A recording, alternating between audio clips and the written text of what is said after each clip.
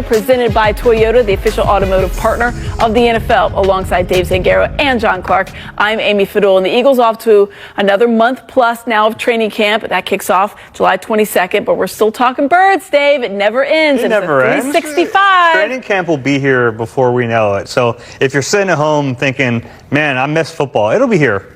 Yeah. Do you really miss it at this point, John?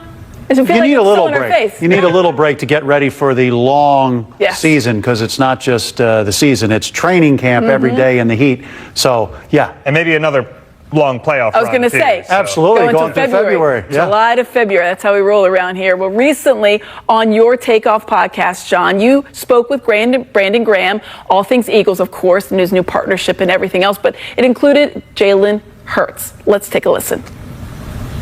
I think that's why he got the ring that he got, because of the disrespect. People got their right to have their opinion, man, and I just don't agree with that. But I'm not gonna always agree with what everybody got to say.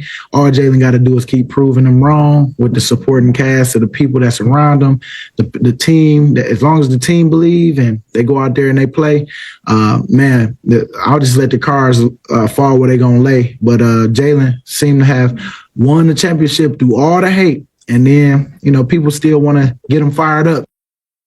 I mean, that's really true. Jalen Hurts does still take on a lot of hate. He had an incredible run in the postseason. He's a Super Bowl MVP, and people are still like, I don't know.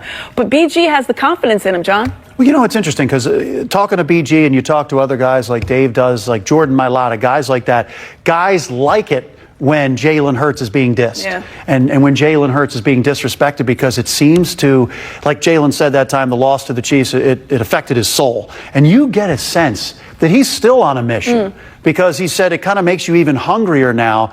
And I think that's good, because he was doubted at Alabama, of course, even by his coach in that game. And then coming out in the draft, he was doubted. So I think he's the perfect guy for this, because I think he uses it in the right way. And he's constantly motivated. And I think what you need to do when you're coming off a championship to keep that chip on your shoulder to try to win again is you have to have that kind of prove somebody, still proving something to somebody. So I think Jalen still has that. Chris Sims putting him number 10 in his quarterback ranking. So I think Brandon Graham's point was keep doing this, because it only fuels Jalen. I mean, honestly, Chris Sims is never going to have him higher. 10 is like a gift probably in Chris Sims' face. Let's just Super Bowl MVP. Right? Exactly. It's the minimum. Yeah, exactly. It's the very minimum for him. It's the very minimum for him. Let's check out our three-point stance presented by Toyota. First up, there are still concerns for the Eagles. Dave, you have a great article right now on our website, NBCSportsPhiladelphia.com, detailing top 5 concerns. And I know people are going to be like, what concerns? But yes. 100% of that? No, probably not. And you think back to their defense last year. In the Super Bowl, they were great. They got a ton of pressure. And if you just watched that game, you thought, man, this defensive line has carried them the whole season. That wasn't really the case. That back seven did a lot of the work, and the defensive line came through in the biggest moment. You give them credit, but I think that's a concern. And then number one, to me, is still the offense. 29th ranked pass offense in the league last year in the regular season. They turned it on in the NFC Championship game, in the Super Bowl, like they thought they would. That was great, but they're probably going to need to be a little bit more balanced this year for the offense to really hummel up. I mean, these are valid things, and it's not like we're nitpicking, but these are things, if you want to get back to the Super Bowl, you have to solve some of these. So, John, what do you make of Dave's list? Well, hey, number 5, they have one of the toughest schedules in the NFL, especially the road schedule. And every single one of these teams is going to be coming after you as the Super Bowl champ. So I do think that a tougher schedule makes it tougher to get the home field advantage like they had last year. I like Dave's list. And look, at this time of year, you have to make a list. You have to find things that you're concerned about. The number one thing for me from that list is the pass rush. Because you lost Josh Sweat, you lost Brandon Graham. And yes, Nolan Smith, he's coming along here. He look how much he improved. But it's not a guarantee that you're able to get the pressure in those big moments like you did last year. I mean, in the Super Bowl, we're talking about Josh Sweat. He basically was let go by Vic Fangio, like, just go. Just get after the quarterback. You have no assignments. You have no nothing.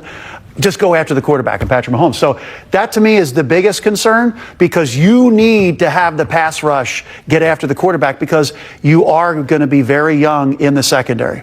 if Keely Ringo's starting at corner, and then you have Drew Makuba or even Sidney Brown at safety, along with Reed Blankenship, you're very young, so you need the pass rush to get home. Yeah. So that is my biggest concern. And if there's one spot where they might add a player, I think edge rusher makes a lot of sense. More so than Jair Alexander? I think so. Yeah, more? Oh, wow. Interesting. Interesting. All right, second stance, Jalen Carter will eventually break the bank. Reuben Frank has his Eagles observations up today. He discussed what a Jalen Carter extension would eventually look like. We've got a list of the biggest contracts for defensive linemen out there. There's some big numbers. Obviously, the top of this list, the top 5 are guys that are incredible, and rightfully so. But where do you think he might fall, John, on this list? Well, we were talking about this in the office, and this is a great list. If you keep it up for a second, one thing that we noticed was, Nick Bosa, he set the new bar at $34 million. Well, if you look at where pass rushers were getting paid, the top pass rushers going into last offseason, it went up from like $28 million to $40 million. It's crazy. So now you're looking at that percentage. Let's say that's 30% or more additional salary. I think Jalen Carter has a chance to be up there with Myles Garrett, because the argument is, even though he's a defensive tackle, he deserves to be paid like an edge rusher because of what he brings to this defense, because he's getting the double teams. He opens up the pass rush for every other player on that line. These guys are eating a lot on the defensive line with the Eagles because of Jalen Carter. So no matter what argument you have, he plays 80% of the snaps. He's a game wrecker, and I do think he can be even better this year. You've heard guys say that. Vic Fangio said that. So I think he can get to that $40 million. I mean, you're looking at $26 million at the low end. Milton Williams is down there. That's still a lot of money to $40 million. Who played 50% of the snaps? Exactly. Myles Garrett, obviously, the topping the list there at 40. Should he get paid like an edge, you think? Yeah, I mean, it doesn't really matter to me what position he plays. He's that much of a game changer on the defensive line. And he's going to be 25 at this time next year. Young. And so to tell people, that's the way this works. After the third year of your rookie contract, you're now eligible for an extension. So the Eagles, the way they do these things, they're going to try to pay you as soon as they can, because that price tag, it's not coming down for a player like Jalen Carter. Very curious to see what happens with Zach Allen, who was the other second-team All-Pro. He's also entering a contract year, and he doesn't have that 5th-year option coming up because he's a veteran. So we'll see what he gets paid. He's making $15 million per year right now. That's going to be the new floor, whatever he gets for Jalen Carter. But it's going to be massive, and this is something the Eagles are prepared for. It's not like they're going to wake up this time next year and go, oh man, we have to pay Jalen Carter. We forgot about that. Howie's been planning on this, and when you're talking about the long-term planning, they knew this is coming from the moment they drafted Jalen Carter, and it's going to be a big one. All right, we'll have to watch that. Big payday coming. Our third stance, Dak Prescott won't ever win a Super Bowl. Oh, I'm so negative. Gotta go Cowboys here. Sorry. Cowboys quarterback spoke to the team's website, had this quote when discussing his legacy. Quote, I want to win a championship. The legacy and the things and whatever comes after I finish playing will take care of itself. I want to win a championship. Be damned if it's just for my legacy, for this team, for my personal being, for my sanity. The legacy will take care of itself. I have to stay where my feet are. So, John, I mean, I get what he's saying. He's not going to worry about his legacy. This guy wants to win, and I appreciate that.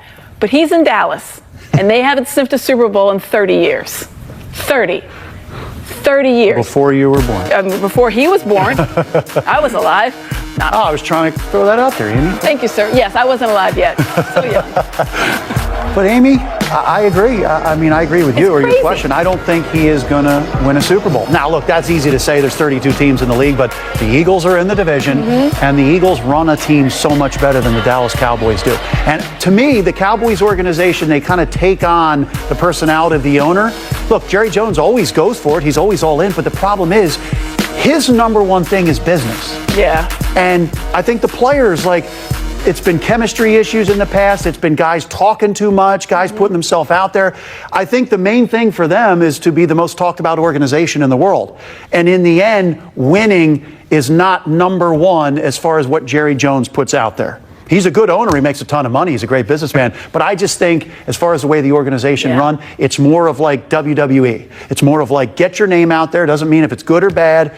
Just get your name out there. The Cowboys are the most popular, or you would say the most valuable franchise in the world. And that's what Jerry Jones wants. That's why they'll never win a Super Bowl. It's too bad. Not really. Maybe he can win one as a backup for the Eagles one day. That'd be something fun. That's what they do here.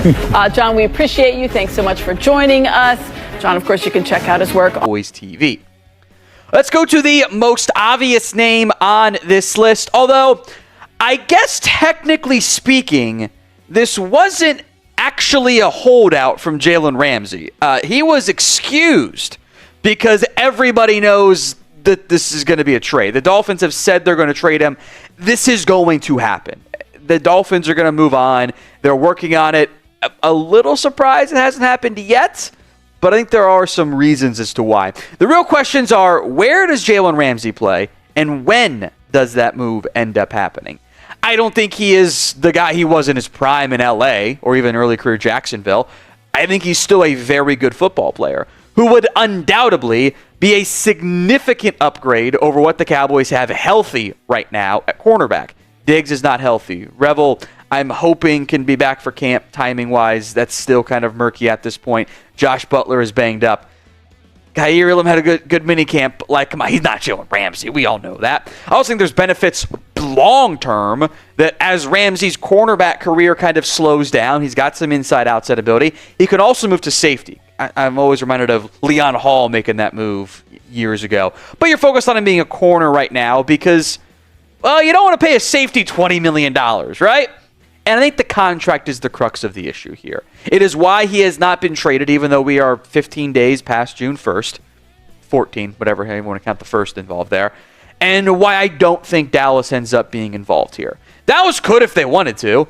But the big issue is not the cap hit. It's pretty reasonable for the new team. It's like under $8 million. The new cash, the new team cash owed would be over $21 million.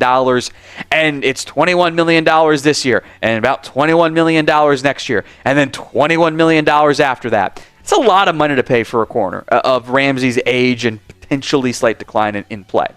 If the Cowboys were to do it, I don't think Miami's getting a lot back unless they eat some of the money, which kind of defeats their whole purpose. I think he probably ends up going for a 4, but he didn't go for that much the last time he got traded from the Rams to the Dolphins. It was not very much in exchange. I think day 3-ish pick is about the proper value there. So if you ran the Cowboys, would you trade for Jaylen Ramsey? Y for yes, N for no. Sound off in the comments, the pinned comment of today's show.